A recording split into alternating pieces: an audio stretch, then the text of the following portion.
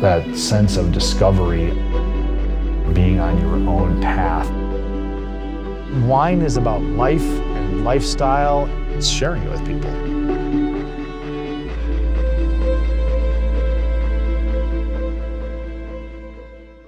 My name is Eric Glomski. I'm the wine grower at Page Springs Cellars. I'm also the founder. I just use the thief to kind of pull it out almost like a turkey baster.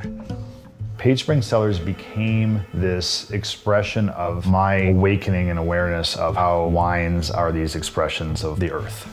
I have a love for old world wines, vineyards that have been growing for thousands of years. Old Syrah clone, earthy, spicy. Oh, it's just beautiful. In my previous life, I worked as an ecologist, and I got really into the relationship between plants and soil and geology. And then one day I made a wine kind of haphazardly, and it reminded me of that place. And all of a sudden I said, whoa, wine is an artistic expression of landscape, whereas I've been looking at this all scientifically my whole life. The grape is the conduit. So depending on the conditions they live in all year, wine is this expression of this roller coaster ride of climate that we're on. So Page Springs was this idea of we're going to farm and we're going to express Arizona, and we're going to share with people through this liquid medium that we call wine.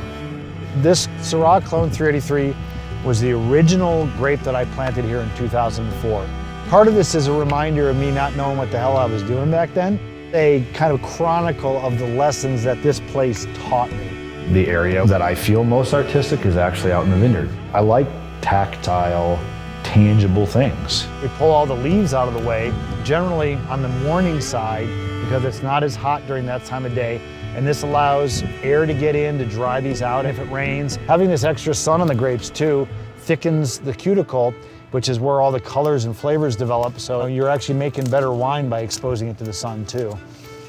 Anything where you stop the chatter in your mind, and then all of a sudden all you're doing is existing, but your hands are moving and you're sculpting these things, eventually you get to the point where you're actually expressing yourself, where you stop thinking about it and you just do it. And that is a beautiful thing. The vine wouldn't grow like this naturally. So each year, like bonsai, we've got to do specific things to get it into this format. It sounds silly and simple, but I can look at this and go, it's very clear what I did, you know? And I like that. I'm just a simple guy. I just love tangible efforts and tangible results of my work. Looking at a vineyard that we just newly pruned in the winter, I almost like get tears, because it's just one of the most beautiful things to think that we have learned to work with nature, and that the decisions we make in pruning a vine are creating a wine a year later. I'm gonna pop open this 2021 Barbera. It's kind of neat because if you look right up in the hill here, that's the block that this came from, and this is one of the grapes that I think really does well in Arizona. More grapes like that are what we need to be growing. This also happens to be one that we aged on Arizona oak, so thus the Arizona oak flag inside of an acorn. These are Arizona oak staves. It dawned on me that it was a little strange that we were aging in French barrels mainly. So I started experimenting with Arizona oak, because we have a bunch of different species. And then finally I found this species called Arizona white oak. You need to kill so many trees to make a barrel, because Arizona oaks tend to be really craggly. I started making these inserts instead. And so what you can do is you can take an old barrel that's neutral and doesn't have any flavor anymore, and you can insert these inside. The characters are more akin to our landscape, and thus the idea that we're making wines that are truly Arizonan. There we go. If I asked you colors, you could probably talk about the different, shades of green and hues of green here. But if I ask you to taste the wine, how likely is it that you're gonna have a vocabulary like your visual vocabulary to describe that wine? It's just our culture, we don't do that. We're kind of, at Page Springs, we're on a bit of a mission to get people to explore these kind of unexplored senses of taste and smell. I'd love to just say Page Springs is a vineyard and a winery, but it's just so much more than that. We have about a quarter mile of Oak Creek on our land here. Everybody's always down here swimming. My kids learned to swim here, and it's continued to be a big part of who we are. I mean, look at this place. People don't come here just to drink wine. They come here to enjoy this.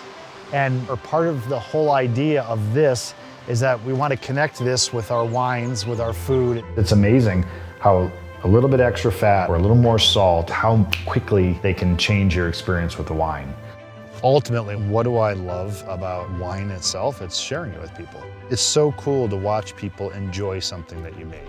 We are a completely vertically integrated winery from grape to bottle, but then we have this whole other rich experience, which you can see right here. So the place that we're lucky enough to farm and call home in our business, there's nothing like it. I mean, Oak Creek, these deciduous trees, the geology here, I mean, wine is about life and lifestyle and sharing with people. And the idea of being part of a fledgling industry and that sense of discovery of being on your own path, I just think there's something really special about that. We've always felt like it's more than just drinking wine, it's about sharing something special with people. And in Arizona, this is a unique experience that it's hard to find anywhere else.